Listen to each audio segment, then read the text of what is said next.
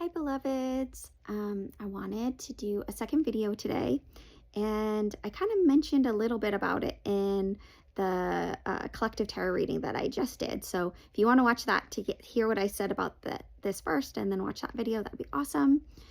Um, so I got a request to do a reading about um, 5 things that I wish that people knew about grief and loss. And it kind of seemed serendipitous because I actually just lost a dear friend last week, which is why when I did the reading last week, I was feeling tired and a little bit sad. But so it seems like a good time to talk about these things. And um, even though I'm a psychic medium and I've seen my friend several times since she's passed, um, I still have a grieving process. And so, like, I think the most important thing is to feel your feelings and to go deep in them, because um, the tears and the tears and the heartache, it's all part of the process. And so you really do have to just drop into your feelings, and it may be a few days and you might just cry a lot. And that was true for me. And I ate a lot of ice cream and it was wonderful, so just find the ways that you feel nurtured. I took lots of baths and just found the parts that needed to be held. And again, lots of grace and self-compassion. So number one would be to feel your feelings, to go into the feelings, see what they want to tell you about this person and the loss and what it means.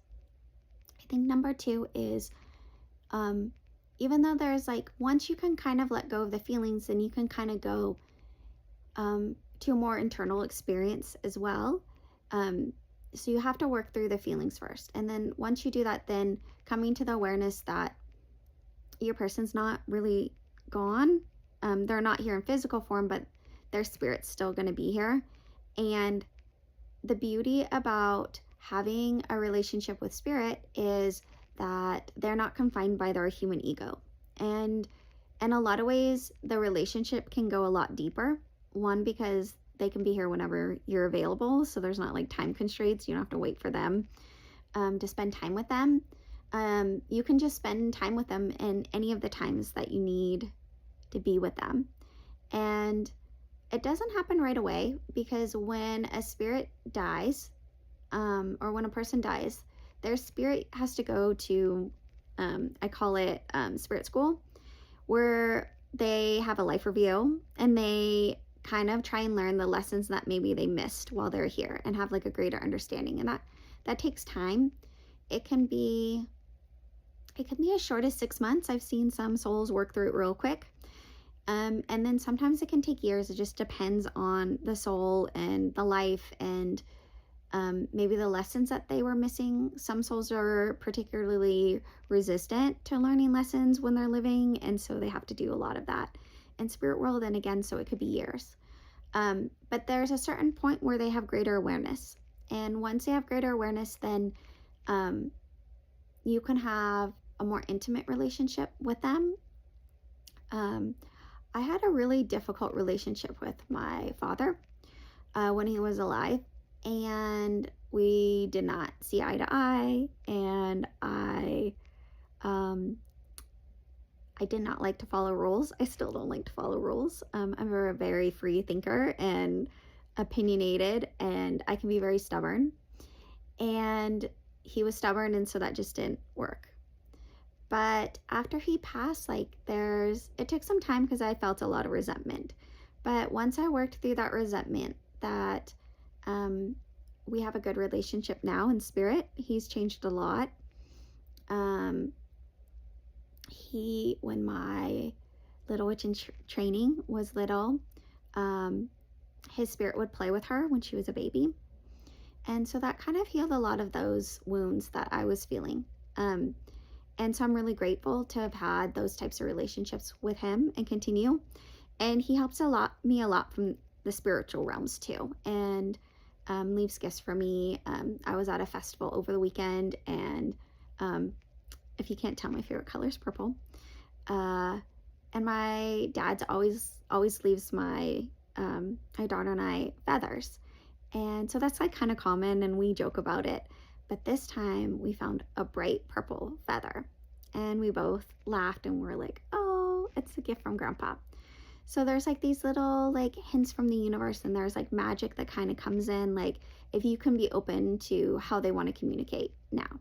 So kind of is three right there. So feel your feelings.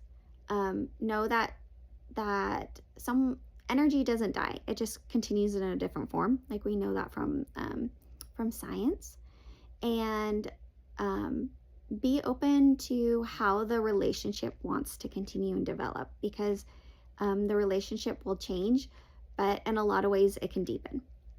Okay, so four. I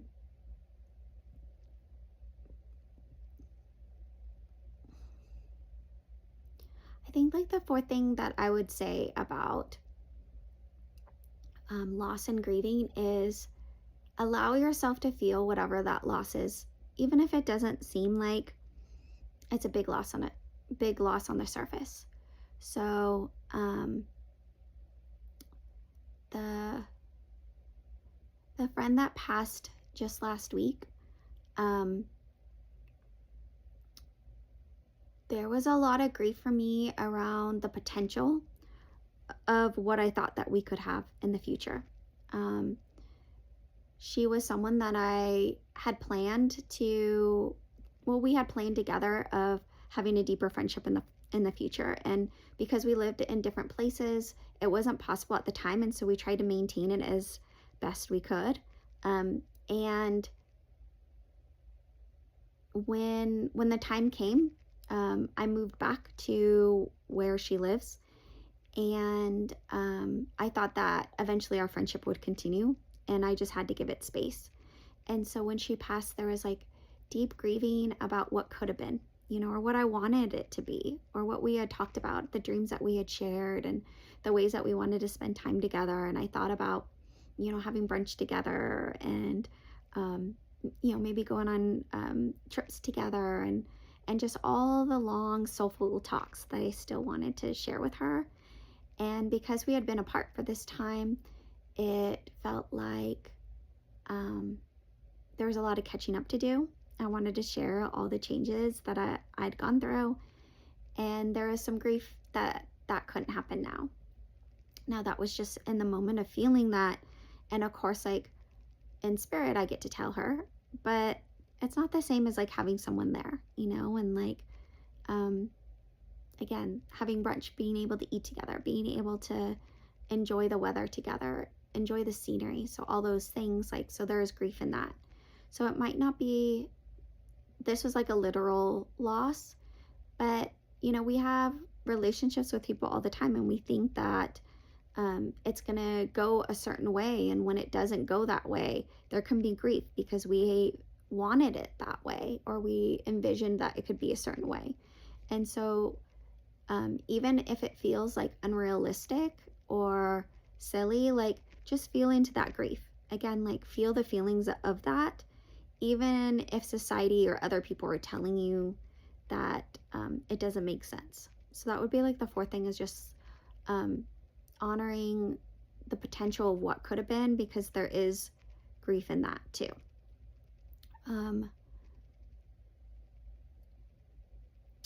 I think the fifth thing I would say about grief too is that it's kind of sacred, it's holy, like it's a portal to something deeper. So the deeper that you can go into your grief, the more that you're going to learn about one, yourself, to your capacity to hold joy, because grief and joy are opposite ends of the same continuum. So the deeper that you go in your grief, the deeper that you can, or the higher you can go in your joy, in your bliss. And so it's important to go to those, I would say dive all the way in and really feel it. And even if there's like times where it feels like you might drown in it, find yourself a resource, that can pull you out of it. So whether that's a therapist or a trusted friend, a parent, a sibling, just find someone that can pull you out if it feels overwhelming. It's totally fine to have those things. Um, and it's okay to take breaks too in grief. Like, you don't have to like be sad for a whole year. Like, you can be sad for a few weeks and then take a break and come out, take a breather, um, do some of the things that used to bring you joy, and then you can go back into it, especially for like um, for people like me that had a lot of trauma. Like, you want to find moments of joy because it's going to make the grief more meaningful, and you can go deeper into it. So I wouldn't say like just immerse yourself in it, and then take breaks. So I hope those are helpful. I actually have a lot more. If you want them, just let me know in the comments. And yeah, so I'm holding you if you're feeling grief or loss. We had Mother's Day yesterday, and that can be like a really hard day for people, particularly if your mom's passed, or maybe you didn't have the relationship you would have liked to have with her, and so there's grief in that. And that kind of goes with the fourth thing that I was saying, is like, we can grieve what we would have wanted to happen, or have things happen in a different way. Like, it's okay to grieve that too. Like, that's part of the process. So I'd encourage you to go into that. But I'm sending you big hugs if you're feeling grief as you're watching this. Take care of yourself, be real gentle, and find the ways that you can nurture and comfort yourself.